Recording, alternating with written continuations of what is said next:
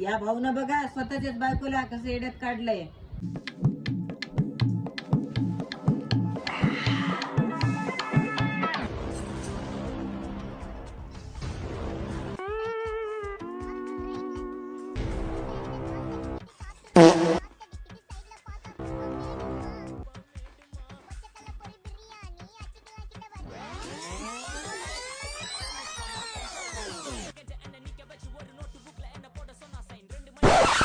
ओ, मला तुमच्याशी थोडं बोलायचंय, दार लावून घ्या.